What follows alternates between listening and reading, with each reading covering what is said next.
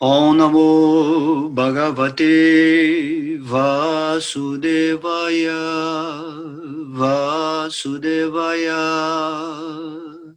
Namah Vishnupadaya Krishna Prestaya Bhutale Srimate Bhakti Vedanta Swaminiti Namine Namaste Sarasvati Devin Gauravani Pracharine Nirvisheshunyavaji Paschacha Deshatarine Jai Sri Prabhupada, Bhaja Sri Krishna Chaitanya, Prabhu Nityananda, Sri Advaita Gadadara, Sri Vasadi Gaura Bhakta Vrindam, Hare Krishna, Krishna Krishna, Hare Hare, Hare Ram, Rama Rama, Hare Hare, Jaya Radhe, Radhe Radhe Radhe Radhe Radhe Radhe Radhe.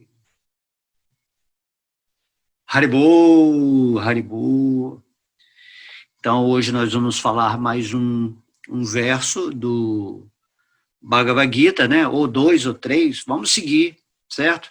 Nessa linha de falar o verso e o significado de Srila Prabhupada, e a gente vai fazendo aqueles comentários de acordo com a inspiração do momento, ok? Então, nós vamos ler então, deixa eu pegar aqui, vamos pegar aleatoriamente, vamos pegar o verso aleatoriamente, vamos ver aqui, abrir, vamos ver, verso 39, capítulo 3, intitulado Karma Yoga. Esse capítulo, Krishna vai falar como, né, se unir a ele através do karma, através das atividades fruitivas. E aí também ele dá uma pincelada em assuntos, né, relativos o que atrapalha, pelo que eu estou vendo, né, nesse verso aqui, o que atrapalha durante a sua ação ou tentativa de agir em nome de Deus, ou na frequência espiritual, certas forças atrapalham, né?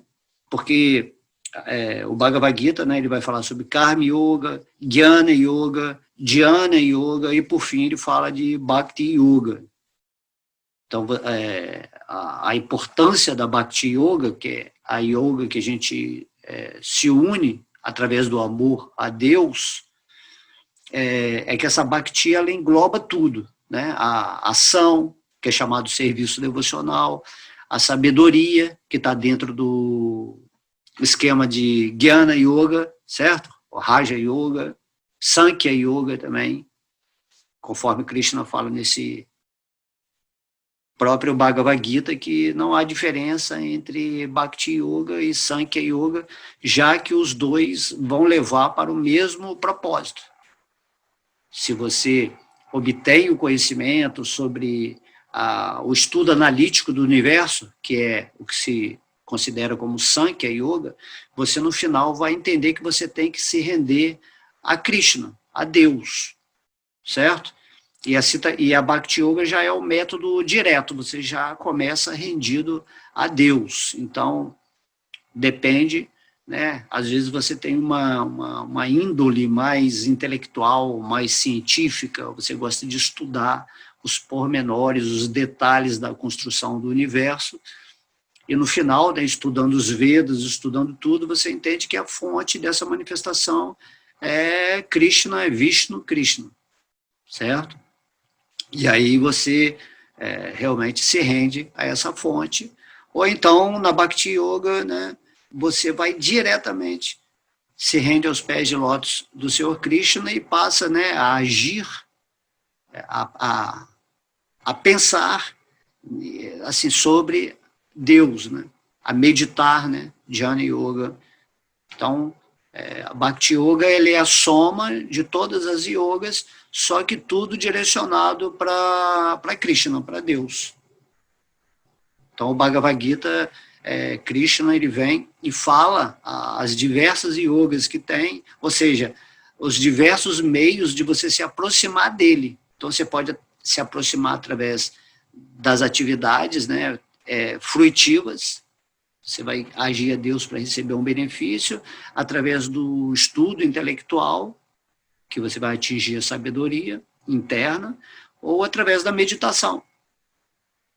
Ou você pode ir diretamente para Krishna, dotado com essa fé, e através dessa fé, Krishna ele se revela no seu coração conforme ele está prometendo aqui no Bhagavad Gita.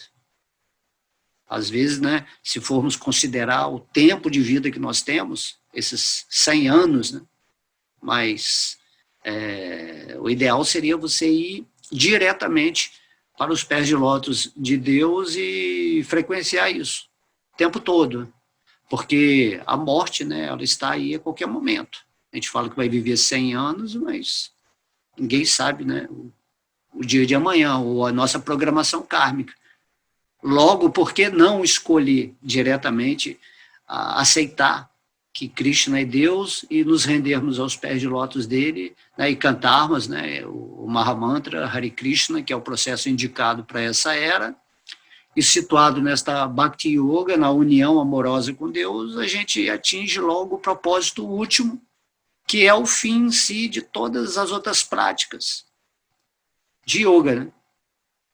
A pessoa que pratica Karma Yoga, Jnana Yoga, Jnana Yoga, no final tem que chegar a Bhakti Yoga, tá? Então, como o Prabhupada falava assim, se você pode ir de elevador para o andar de cima, por que você vai de escada? Né? Então, primeiro degrau, Karma Yoga, de segundo degrau. Aí você vai, mas isso aí pode levar a vidas, né? Vidas encarnadas. Porque você sempre leva, lógico, o resultado da prática espiritual de uma vida, você leva para outra vida. Mas por que não se libertar imediatamente nessa vida, aceitando imediatamente quem é Deus, né? Há um problema, né? A mente material ela tem um problema de aceitar a revelação de Deus. Ela questiona muito, né, o intelecto, a lógica, a cientificidade de tudo. Nós fomos criados num mundo competitivo e nesse mundo, é claro, tem muitos enganadores, né, muitas pessoas falsas, e a gente passa a andar meio assim desacreditado. Então isso aí é uma operação das trevas. Por isso que as pessoas hesitam, né? Não vou me render diretamente a Deus, porque eu não sei se é Deus, mas eu sou sempre da postura que, por que não arriscar, entre aspas, né? Ou tentar por um tempo ver se realmente Krishna é Deus ou não. Porém, temos que arriscar seguindo, né, a metodologia ou a informação que Deus nos passa para a gente realmente purificar a nossa existência. Não há essa coisa de você se render a Deus, mas a sua mente não está completamente entregue a esse processo de ascensão de energia, de desenvolvimento espiritual. Temos que considerar isso, né? Se você realmente aceita Deus diretamente, então Deus ele vai se revelar diretamente no seu coração. Não vai ter que ficar tendo tanta informação. O ponto é que quando você se rende a Deus e purifica a sua existência, você tem uma ferramenta, né, além do corpo físico, ou do corpo mental, você tem uma ferramenta chamada corpo búdico, né? Esse corpo búdico é exatamente a intuição. Tem coisas que não precisa dos pensamentos, não precisa da intelectualidade para compreender. E isso aí significa a intuição. É quando você atinge, dentro da sua rendição a Deus, a Krishna, você vai chegar a um ponto, ao purificar a sua mente, que você vai transcender a intelectualidade, a compreensão, o raciocínio, a lógica. Compreender as coisas através, né, do lado racional. Você dá um pulo, você transcende. Isso que significa ascensionar a energia. Enquanto você chega nesse corpo búdico, como você já é um espírito unido a Deus, você revitaliza, você acorda esse seu lado espiritual e aí você começa a entender quem é Deus, quem é você em relação a Deus, né? Quem sou eu? Essa pergunta ela só pode ser respondida realmente no seu lado intuitivo. Por isso que a prática toda do Bhagavad Gita, de qualquer filosofia, é purificar a mente, é acalmar os pensamentos, né? Aquietar o fluxo de tentações, né? De você tentar ir para o lado externo. Então, todos os dias, Deus fala, né? Aquieta-te e saiba que eu sou Deus, que eu estou no seu coração. E aí você tem a informação de que esse aspecto de Deus dentro do seu coração é o Senhor Vishnu, né?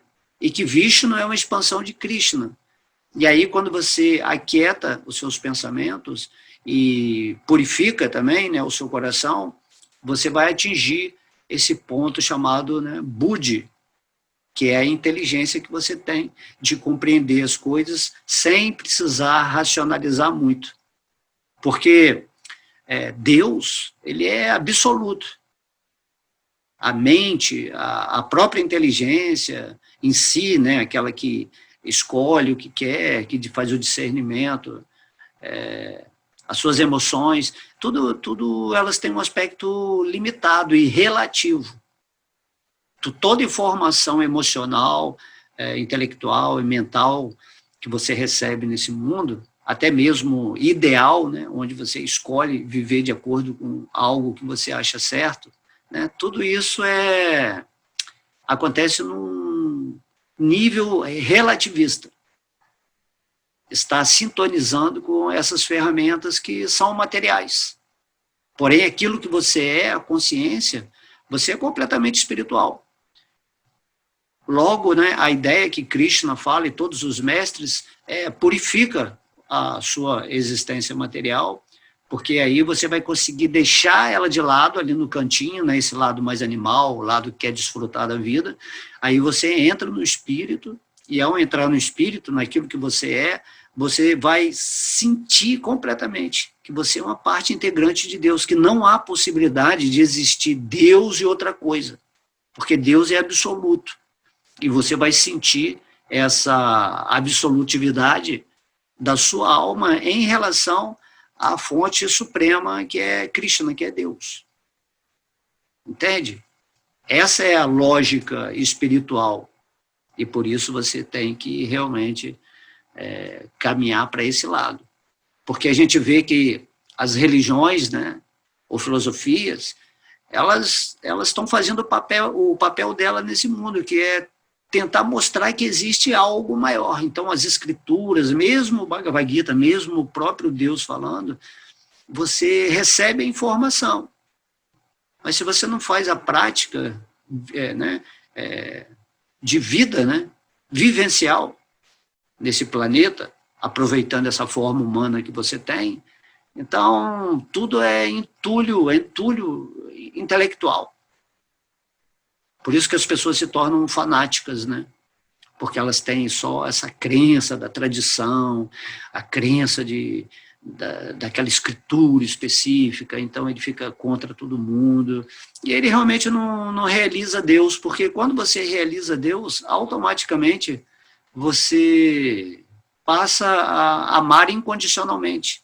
Você já não interpreta as pessoas pelas mentes dela religiosas, filosóficas ou políticas, né? É igual, me veio aqui na cabeça, que é igual uma pessoa, né, que atinge, né, o ápice do entendimento do futebol, mas ele, às vezes, vão dizer assim, que ele é Flamengo, né? Aí, mas a pessoa que ela está além disso, ela gosta do futebol, só que ela escolheu um time, e ela aceita cada pessoa com o seu time específico, e ela gosta de fazer essa coisa de ter um lado para torcer, porém ela não está envolvida com isso, né? Ela fala que essa competição, ela começa a ver que essa competição é um jogo, é uma brincadeira, onde forças opostas do time lá contra o Flamengo vai acontecer, né? Isso em tudo, eu estou fazendo analogia com o futebol.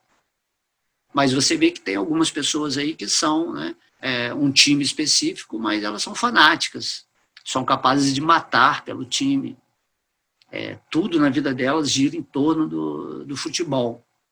A alegria, né, o prazer delas de um fim de semana, tudo assim, tem que ver o futebol.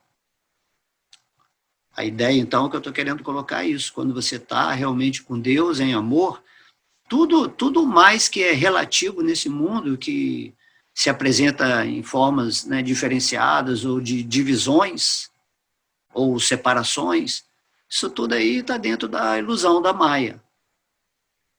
Então, Krishna, ele está falando aqui nesse verso 39, né? Vamos entrar no verso.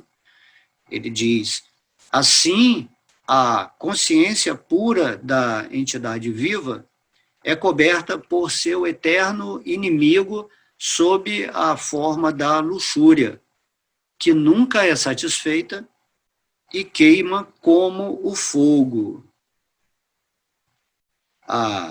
Então, a ideia do que a gente estava falando aqui anteriormente é que a gente tem que chegar nesse ponto da consciência espiritual. E por isso nós temos que purificar a nossa mente, as nossas emoções, as nossas atividades, né? Começar a agir mais em serviço devocional, usando algum talento que tenhamos para disseminar essas palavras, né, que Deus falou aqui no Bhagavad Gita, certo? Então, para você atingir essa consciência pura, como Krishna está falando aqui nesse mundo, ele diz que ele não consegue atingir esse padrão de consciência espiritual, ele não consegue ir para essa ferramenta Buddhi, que é a ferramenta luminosa dentro dele, que ilumina o caminho dele, né? Então, Buddhi é como uma lanterna. Quando você anda nesse mundo escuro, né, através da sua inteligência, você ilumina o caminho que você está percorrendo nessa estrada, nessa escola terra. Entende? A forma humana é só uma ferramenta física, mas ela está ligada aos corpos mais sutis. Não há essa separação, assim, tem o corpo físico, tem o corpo mental, corpo emocional, corpo búdico. Não, é tudo um pacote só que manifestos em formas relativamente diferentes para que nós possamos experimentar, né, todas as dimensões ao mesmo tempo. Um sábio, por exemplo, ele está aqui conversando com você, ele está vendo o mundo astral, ele está vendo o mundo mental, ele está vendo o mundo angelical, inclusive o mundo divino. Mas nós não, como a gente está contaminado dentro desse corpo material, a gente só consegue ver o mundo físico, certo? E às vezes, quando a gente dorme né, de noite, a gente consegue ver o mundo astral, que é o mundo de sonhos. Mas um sábio não, um sábio que já atingiu essa perfeição do controle de seus veículos, que está vivendo na consciência divina, que já se purificou bastante, ele consegue se projetar conscientemente para ir para o mundo astral, né? E ali fazer ações como faz aqui no mundo físico, ou no mundo angelical. Quando a gente lê o Bhagavatam, a gente vê que esses seres, né, superiores aí, que já se desenvolveram, eles vão de um planeta para outro, aí vai lá para o planeta do Senhor Shiva, aí vai para o planeta de vários semideuses, aí volta aqui na Terra, né? Narada Muni está sempre passeando pelo universo e pregando a consciência de Krishna. Se a gente vê no Bhagavatam, Narada Muni sempre aparece para os reis santos aqui do planeta Terra e traz as informações, né, as profecias também do que vai acontecer, o que não vai acontecer. Então, todo mundo em si é o Narada Muni. Só que Narada Muni está vivendo, né, numa energia completamente divina. E aí Krishna está falando nesse verso aqui, a consciência pura, né? Não só ter uma consciência de Deus, mas a consciência pura significa que você está vivendo em conexão, né, direta com Deus, mesmo em qualquer veículo que você esteja manifestando. Certo? Então, a Krishna está falando que você não consegue manifestar essa consciência pura, porque a entidade viva sábia, é coberta por seu eterno inimigo sob a forma de luxúria. Olha só o que Krishna está falando aqui, né? Se nós temos um inimigo, e podemos classificar esse inimigo dentro do plano da eternidade espiritual, esse inimigo ele se chama luxúria, certo? Então, Krishna está falando também aqui, ó, a entidade viva sábia. Nós já somos sábios, eternamente. Eternamente, nós somos uma parte integrante de Deus. Nós temos uma correspondência com a onisciência divina. Logo, quando você atinge esse plano búdico, quando você transcende os seus pensamentos, a sabedoria, né, a entidade sábia que você é, se manifesta.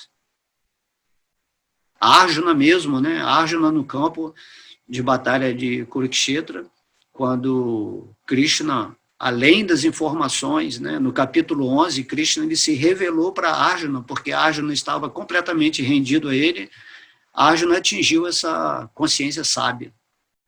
E aí ele não hesitou em lutar. Na verdade, ele recobrou a consciência dele espiritual que ele sempre teve. Nós sempre temos essa consciência, né? Krishna está nos alertando aqui sobre a luxúria. A luxúria é o inimigo eterno da alma. Por que o inimigo eterno? Porque a luxúria é quando você está se identificando com o corpo físico, né? Isso se chama o falso ego. E quando você está no falso ego, você esquece Deus, esquece o espírito e simplesmente quer desfrutar da vida. A sua vida, a sua energia toda jogada para o lado de fora desse corpo físico. Né? Se bem que, né, esse negócio de fora e dentro também é relativo. Krishna é absoluto, ele é tudo. Né? Krishna não tem essa coisa de dentro e fora, mas a gente fala com essa concepção relativa de entendimento, porém Krishna é tudo. Krishna está em todos os lugares, por isso que ele se manifesta aqui nesse mundo como Krishna, e a gente não entende bem, mas isso aí é um entendimento absoluto de Deus, que a gente vai ter quando a gente chegar nessa plataforma sábia do coração. E a luxúria é exatamente isso. Quanto mais luxurioso, luxuriosa, né, é uma consciência, mais ela quer possuir esse mundo, ele quer ser o senhor desse mundo, enfim, ele quer ser o proprietário da existência material e quer ser o desfrutador. Ele esquece que tudo é Deus, tudo pertence a Deus. Ele esquece que toda a existência se destina ao desfrute de Deus. Quando Deus emana de si, em plena felicidade, a manifestação, seja espiritual ou material, ele manifesta através do seu prazer. Por isso que Chaitanya Mahaprabhu, no seu primeiro verso do Shikshastaka, ele está falando exatamente isso. Vivemos num oceano de bem-aventurança.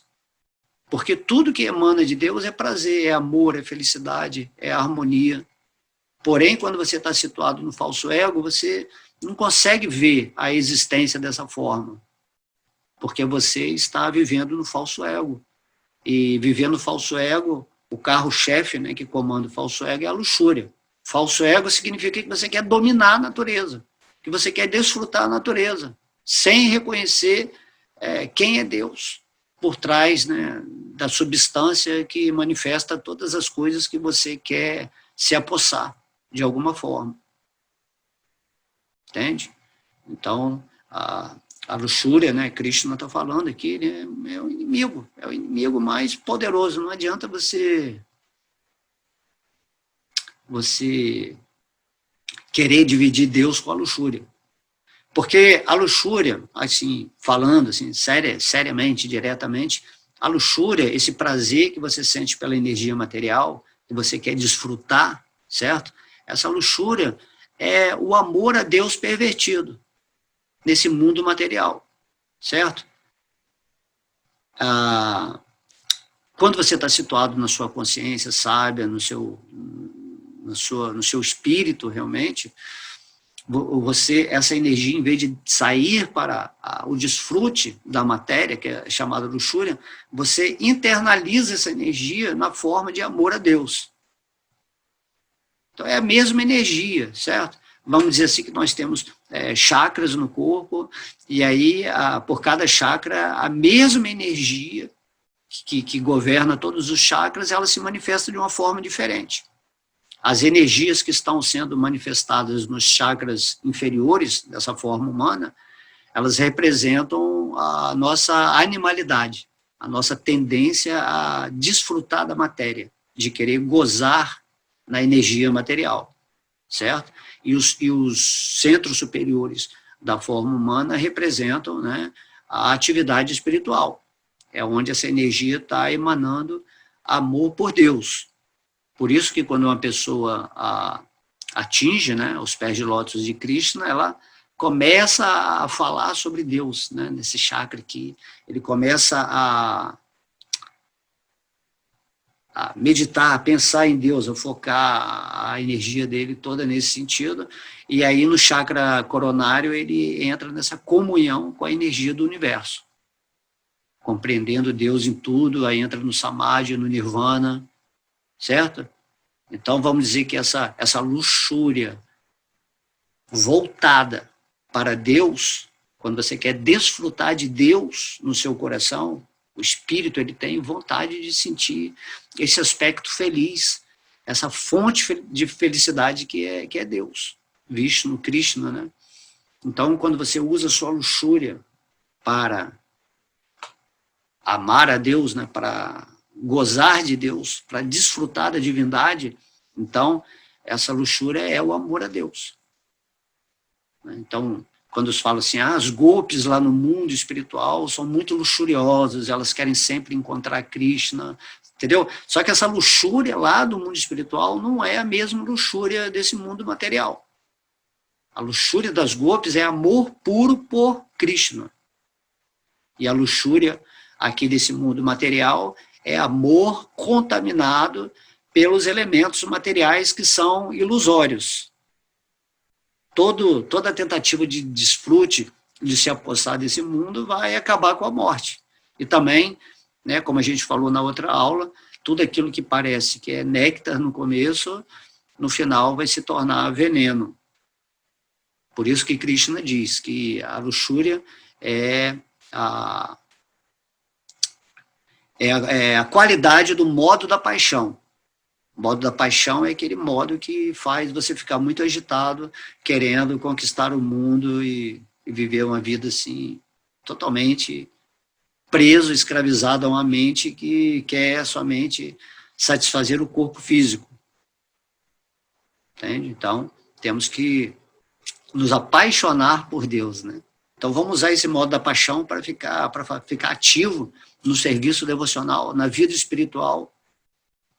Entende? A nossa energia, ela vem do espírito. O espírito é a vida de todos esses instrumentos, certo? Quando você, porventura, você vai abandonar esse corpo, você vai chegar lá no caixão, ele não vai ter vida.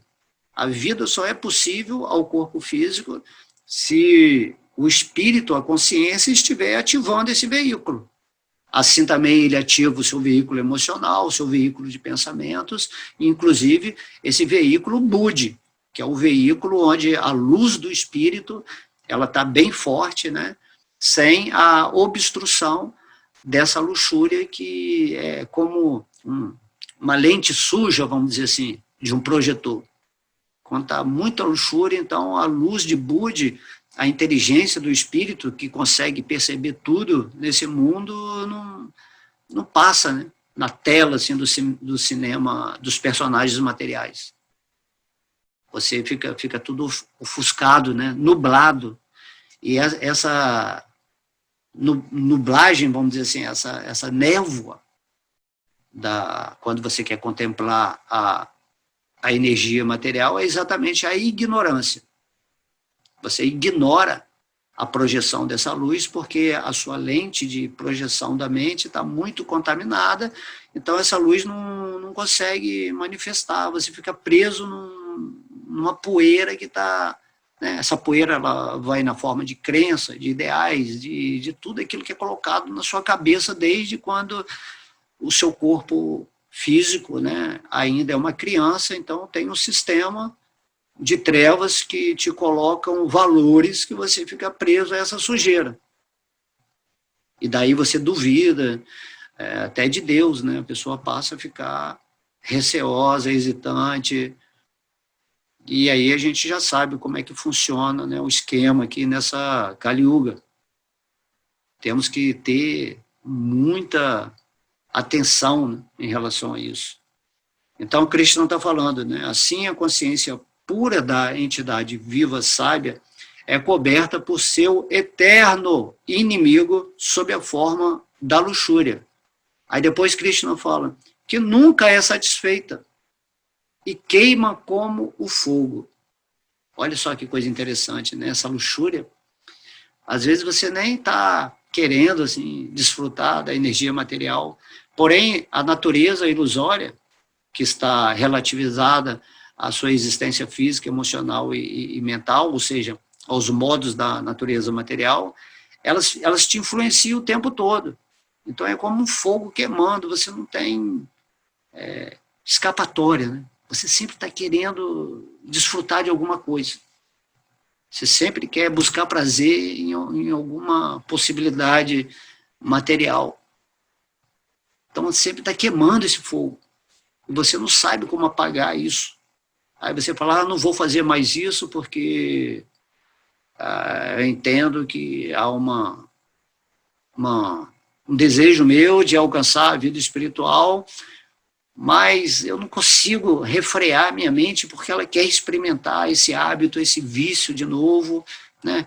Pode ver quem fuma aí cigarro, por exemplo, vamos falar de cigarro, então a pessoa diz assim, não, eu entendo que o cigarro faz mal e para eu ter saúde eu tenho que fazer um exercício, eu tenho que parar de fumar, eu tenho que, né, mudar meu hábito, mas aí a pessoa não consegue, entendeu? Ela fica repetindo aquilo. Então isso é a luxúria, é o modo da paixão, é os modos da natureza material influenciando, e a pessoa não consegue escapar. Por isso que tem que ter uma associação, né, com pessoas mais elevadas espiritualmente que ajudem essa alma a sair dessa condição, né? Porque você pode saber que Deus existe, você pode ler o Bhagavad Gita, mas você não consegue sair disso, porque você está vivendo num mundo onde as informações vão te estimulando sempre a cair naquele hábito, naquele vício. E isso é horrível, né? Então Krishna fala, pensa sempre em mim, torna-se meu devoto. Aí essa é a batalha de Kurukshetra. Para você atingir Deus e realmente se libertar completamente dessa vida material, você tem que fazer esse esforço interno. No início, né, com certeza você vai cair muitas vezes, vai voltar àquele padrão material, mas Krishna fala, não, continua me lembrando, continua cantando o meu nome, e se você for realmente sincero, Krishna vai começar a fazer arranjos para que você avance, né, significativamente nessa forma humana, nessa vida atual. Porque tem muita gente que faz assim, tipo um serviço devocional, mais como uma atividade filantrópica, e tem uma vida morna, né? Logo, para você ascensionar sua energia em relação ao plano absoluto, você tem que ter essa avidez do espírito, esse desejo assim, sincero, essa fé completa de que não, eu não quero mais ficar nesse mundo material, sofrendo em misérias, em ignorância. Eu quero voltar para Deus, eu quero realmente me render aos pés de lótus de Krishna. E aí, quando você imprime essa força de escolha, né, de opção consciente, depois que você obteve o conhecimento ou as palavras de alguém que lhe deu essa derivação da vida, você passa a ser um discípulo, né? Não estou com vontade de fazer minha prática espiritual, mas eu tenho que fazer. E aí, quando você começa a fazer, você vai criando um hábito, né? Ou um vício espiritual, né? Se você quiser dizer assim. Aí você vai ficar viciado em Krishna, você vai ficar viciado nessa busca, porque essa busca, depois de um tempo, quando realmente você começa a sentir no seu coração a presença de Deus, você passa a sentir prazer, ou um gosto superior, né? Prabhupada falava. Né? Você não pode abandonar um gosto inferior, que é o da luxúria, da busca de prazer material, se você não sente no seu coração um gosto superior, que é esse encontro com a presença divina no seu coração, que traz uma espécie de êxtase, né? O gozo material se transforma, né, em êxtase espiritual se você realmente observa a luxúria na sua vida. Então tem gente que é tão luxurioso nesse mundo que ele quer ser Deus, né?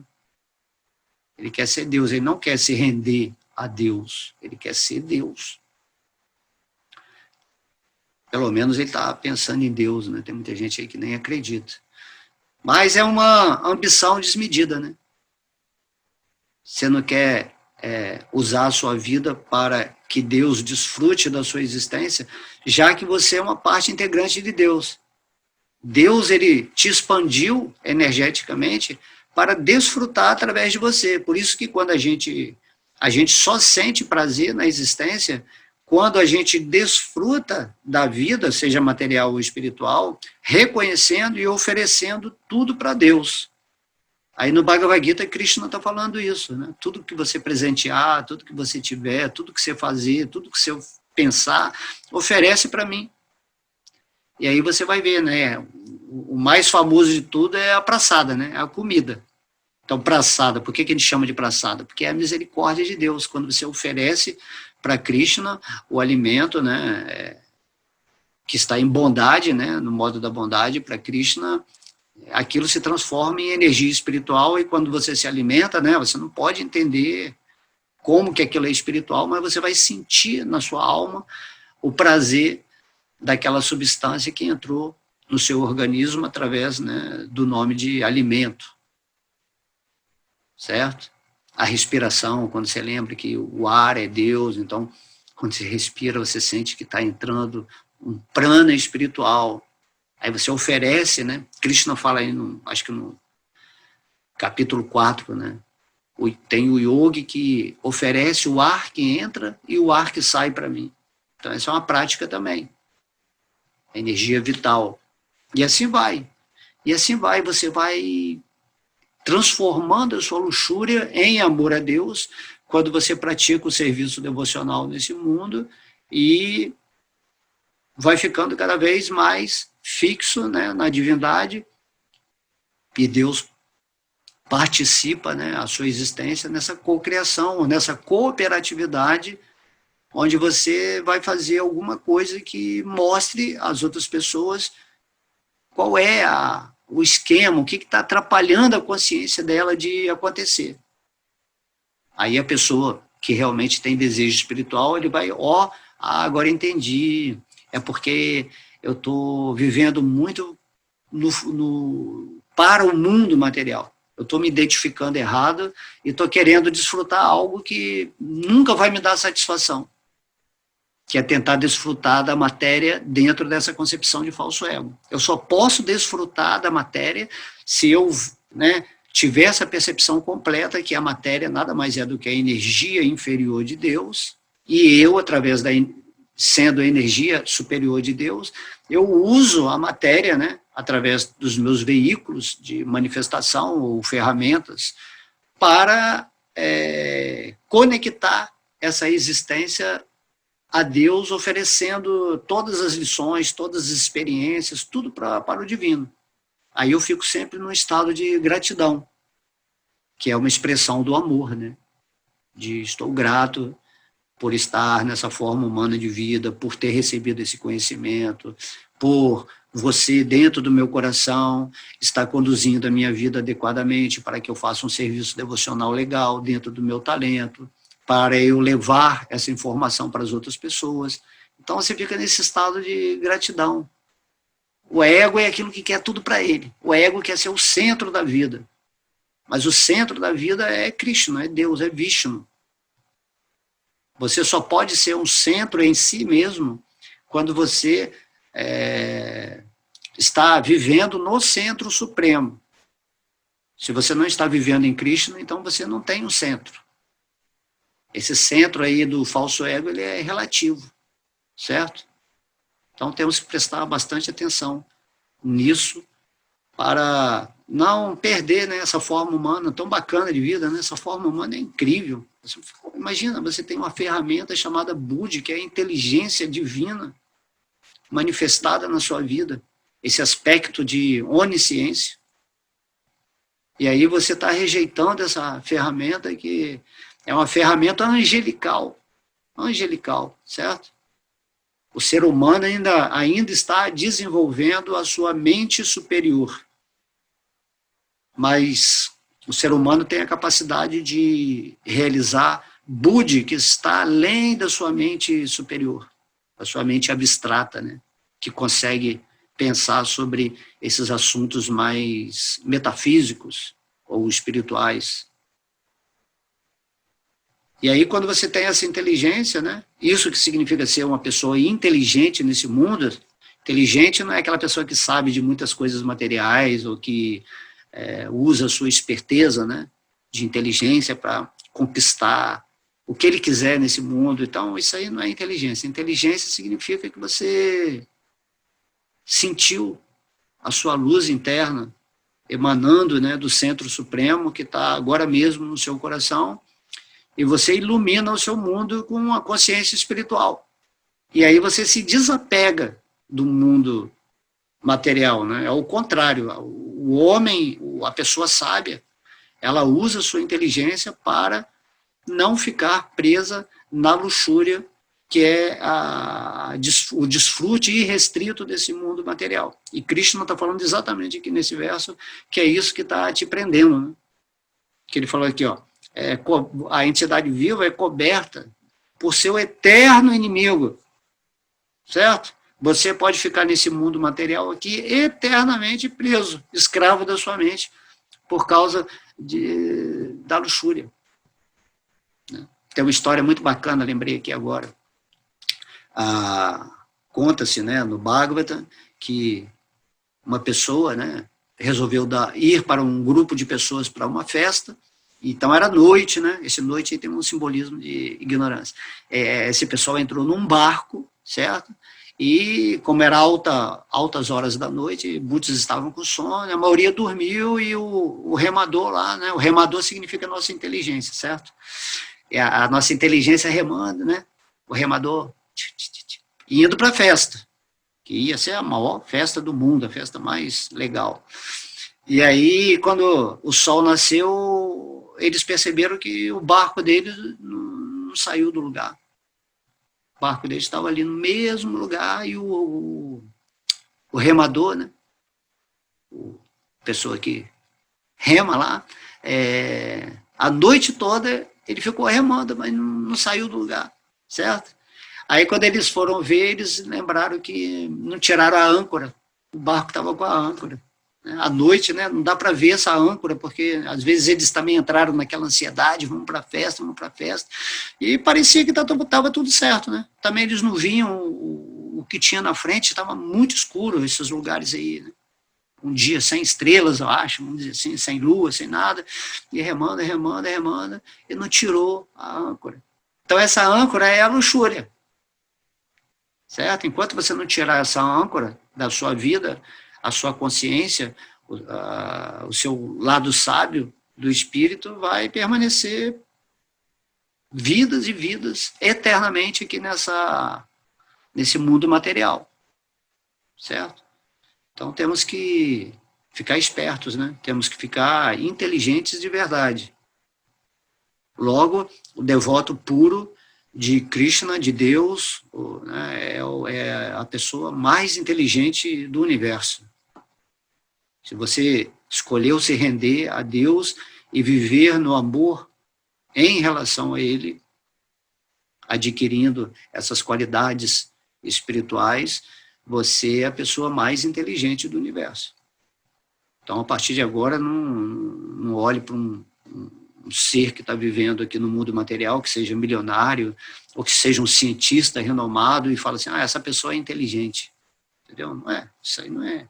É a inteligência sendo usada de forma incorreta para desenvolver coisas materiais para o conforto do falso ego, para dar soluções melhores dentro daquilo que é um padrão ideal de viver o mundo material sem Deus, né? A ideia dos demônios, dos ateístas, é uma sociedade sem Deus, onde todos os confortos materiais, todos os tipos de gozo, de facilidades materiais existam, né? Só que isso não adianta para nada, né? Isso é ilusão. O que adianta você ficar aqui nesse mundo material, bilhões de vidas, desfrutando da energia material, se você está esquecido de quem você é? Por isso o Mestre Jesus está falando de que adianta você ganhar o mundo, ou construir um mundo, onde tudo vai ser ganho, se isso implica em perder a sua própria alma, que é a vida, né? É a vida dessas ferramentas que criam esse tipo de mundo que você quer que ele seja o ideal para você. Então você não tem que criar um mundo material ideal, não tem que pensar, eu queria viver assim, o assado. Não, você tem que se situar em Deus, no fluxo divino, através da sua inteligência iluminada, e deixa Krishna levar você para onde ele quiser, certo? Krishna, ele vai te dar facilidades materiais. Krishna já sabe o que você precisa. Tem que ter essa fé, certo? Não pode jogar, você não pode jogar, fazer um jogo com Deus. Eu só vou estar com Deus a partir do momento que ele me der a prova de que ele existe, me dando benefícios materiais, né, ou bens materiais. Aí você vai cair na mesma ladainha da sua mente, do modo da paixão. Tá? Então, o Krishna está falando aqui, esse inimigo sob a forma da luxúria, que nunca é satisfeita, certo? Nesse mundo material você pode tentar desfrutar o quanto você quiser, só que você está desfrutando com o falso ego. Quando você está no falso ego, você quer desfrutar a matéria, mas quando você não está no falso ego, quando você está no espírito, você já se desapega naturalmente da vida material, porque você está sentindo o gosto superior. Tudo que você experimentar depois que você sentiu o gosto de Deus no seu coração é inócuo, né? É sem sabor. Insosso, né? Insosso. Mas para você poder se desapegar disso, você tem que tirar essa âncora, que está fazendo você sempre ir para o lado de fora, de querer desfrutar um mundo que é a manifestação daquilo que você acha que é o ideal, baseado num ego que está completamente perdido e esquecido da divindade. Então, o Krishna está falando assim, que Prabhupada essa parte aqui, que nunca é satisfeita e queima como fogo. Prabhupada, ele dava um exemplo, não, o Bhagavatam dá um exemplo, que essa luxúria é como a manteiga, né? Quando você joga no fogo essa manteiga, às vezes você joga a manteiga para tentar apagar o fogo, não é assim? Só que quando você joga a manteiga, o fogo fica mais forte ainda. Em vez do fogo apagar, você aumenta o poder de queima desse fogo na sua vida. Porque a gente pensa assim, não, eu vou seguir a vida espiritual, mas aí eu vou tentar satisfazer os meus desejos de uma forma intensa, que depois eu vou cansar desses desejos e aí eu vou para a vida espiritual. Tem gente que fala assim, eu vou aproveitar a vida inteira desfrutando, e quando chegar no fim da minha vida eu vou pensar em Deus, em trabalhar para sair desse mundo. Mas isso aqui Krishna não está falando, não acontece. Não vai acontecer isso aí que você está pensando. Porque quanto mais você tentar, né, satisfazer os seus desejos com o desfrute material, mais esses desejos vão aumentar. Esse fogo de te deixar viciado em querer, não, Entendeu? Então é ilusão você pensar que muito gozo material para o gozo material. Não, aumenta. Então o que você tem que fazer? Você tem que entender isso. Não adianta, eu tenho que fazer um esforço para ir me desapegando. Você deve pensar o que eu mais gosto de fazer nesse mundo, o que me prende nesse mundo, que não me deixa totalmente livre para seguir a vida espiritual. E eu tenho que compreender isso, que essas coisas são âncoras que não estão deixando eu atingir a consciência pura. A consciência pura é a consciência natural do espírito, que é uma parte integrante de Deus. É para isso que nós estamos caminhando nessa evolução das formas. E na forma humana você consegue chegar a esse entendimento com a sua inteligência, né, bem direcionada para o propósito superior. E quando você realiza isso não apenas pela convicção intelectual, mas pela realização espiritual, você se torna uma alma nesse mundo, caminhando e satisfazendo, né, os desejos de Deus, o que faz automaticamente você ficar também satisfeito, porque aí você está satisfazendo o centro supremo da existência. É isso que Krishna, né, todos os mestres, têm nos ensinado aqui no Bhagavad Gita. Porém, temos que ter essa postura prática, de não querer algo, né? É igual um cara, uma pessoa que está numa prisão, né? Às vezes se acomoda naquela prisão, aí bota uma televisão bonita ali no quarto, né? Bota micro-ondas, enfeita, né? Pinta a parede com uma opção de flores, fica tudo bonito, tudo colorido, mas é uma prisão, entendeu? É uma prisão. Então, se a pessoa está ali dentro de uma cela de prisão que é bonita, que ele idealizou como o melhor para ele, né, de acordo com seus gostos pessoais, seus caprichos, né, que eu quero assim, né, e então não é assim, você tem que falar assim, não quero ficar mais na prisão, por melhor que seja a cela, ou o bom karma, né, fazendo analogia, eu quero realmente sair dessa prisão, quero viver no mundo livre, quero ver o sol, quero ir para a cachoeira, quero tomar um banho de praia, eu quero conversar com meus amigos, eu quero me divertir, né? Então é assim, então o mundo espiritual é isso, o mundo espiritual é você um espírito livre, se divertindo completamente com a natureza espiritual, com o próprio Deus, né, governando a sociedade lá de Vrindavana, de Krishna Loka, Vaikuntha Loka, e você fica, uau, é isso que eu queria. Então, no momento agora, você está preso nessa cela física, que é do corpo material, dentro da prisão de correção, né, que é o mundo material, e você não deve se acomodar. Você tem que lutar contra essa luxúria, esse desejo de viver uma vida relativa, baseada no desfrute dos seus sentidos. Certo? Então, aqui eu vou, só para terminar, vou falar o significado de Srila Prabhupada. Significado. O Mano Smriti diz que não se pode satisfazer a luxúria, por maior que seja a quantidade de gozo dos sentidos. Assim como ninguém apaga um fogo fornecendo-lhe suprimento constante de combustível. No mundo material, o centro de todas as atividades é o sexo.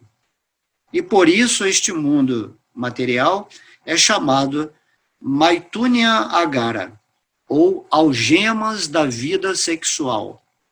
Na prisão habitual, os criminosos são mantidos atrás das grades e, de modo semelhante, os criminosos que desobedecem às leis do Senhor estão acorrentados à vida sexual. O progresso da civilização material, com base no gozo dos sentidos, significa aumentar a duração da existência material da entidade viva. Portanto, esta luxúria é o símbolo da ignorância, que mantém a entidade viva dentro do mundo material. Talvez haja algum sentimento de felicidade enquanto a pessoa desfruta do prazer dos sentidos. Mas, na verdade, este aparente sentimento de felicidade acaba sendo o inimigo daquele que desfruta dos sentidos. Jaya Srila Prabhupada. Então, o Prabhupada está falando aqui, né, que dentre esses aspectos da luxúria, o sexo, né, essa energia sexual, ela é fantástica, né? Porque imagina, é através dela que a ilusão, que Maya prende quase todo mundo. As algemas, né, você está algemado por esse desejo de desfrutar sexo, certo? Então, esse sexo, essa energia de tentar desfrutar de relações sexuais com outras pessoas, é como a gente tinha falado, você tem que desfrutar de relações amorosas com Deus, só que você está manifestando aqui nesse mundo, que você quer estar com outra pessoa, que você quer se agradar dela fisicamente, emocionalmente, né, intelectualmente, certo? Só que você está jogando essa energia para a relação com outra pessoa, que culmina nessa energia sexual. No final, você está viciado em querer chegar a esse ponto final de qualquer relação humana, né? Considerando, né, homem, mulher, hoje em dia, vários tipos, né, de performances de gênero. No final, todo mundo quer desfrutar de sexo. E esse desfrute numa sociedade em Kali Yuga, ele vai se pervertendo a tal maneira que vira, né, todas essas aberrações ou absurdos sexuais que, né, tem coisas aí que nem é bom falar, né? O nível de perversão dessa energia. Então, essa energia toda é insatisfeita, né? Você não vai se satisfazer, certo? Essa energia sexual, ela tem que ser derivada para Deus, certo? Não significa que você não possa fazer sexo, certo? Mas acaba que você fica preso nisso. Você tem que saber controlar essa energia, trabalhar de uma forma moderada, certo? Não ficar envolvido e preso nisso, pensando 24 horas em sexo. Você tem que pensar 24 horas em Krishna. E aí, através da prática, essa sua energia chamada sexual, né, essa sua luxúria, ela vai ascensionando. Né? O que é o sexo? O sexo é energia criativa. Energia criativa que você está perdendo.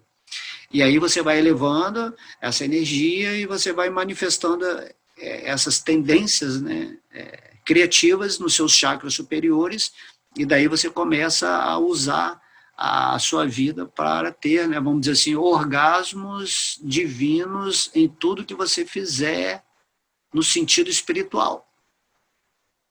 As gopis, por exemplo, não têm relação sexual com Krishna. A relação delas é só de amor puro.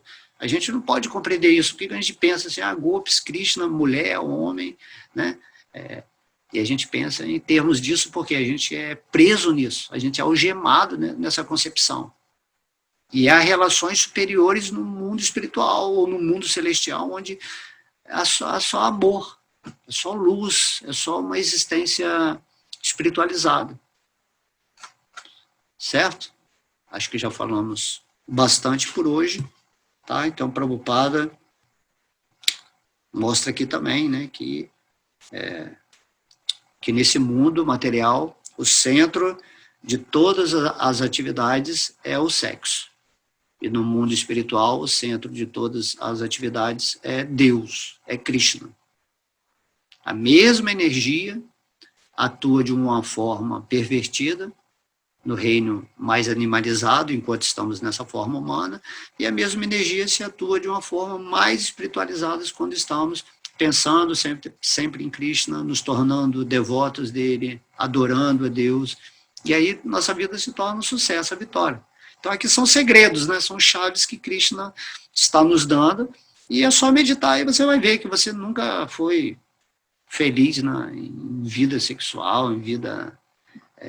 tudo que é relacionado ao dinheiro, tudo que você teve a mais em excesso nesse mundo, deu um prazer, uma felicidade temporária, certo? A preocupação, o medo de perder, tudo isso é muito maior. Além do que, quando vier a morte, essas coisas não servem para nada. Mas o amor que você desenvolveu a Krishna nessa forma humana, né, a conexão que você realmente fez com a consciência purificada, com Deus, isso é que você vai levar para esse ritmo, né, de ascensão pelas formas, até voltar realmente para Deus após o abandono dessa forma física. Ok? Então, espero que vocês tenham gostado. Vamos meditar. Om Namo Bhagavate Vasudevaya. Om Namo Bhagavate Vasudevaya.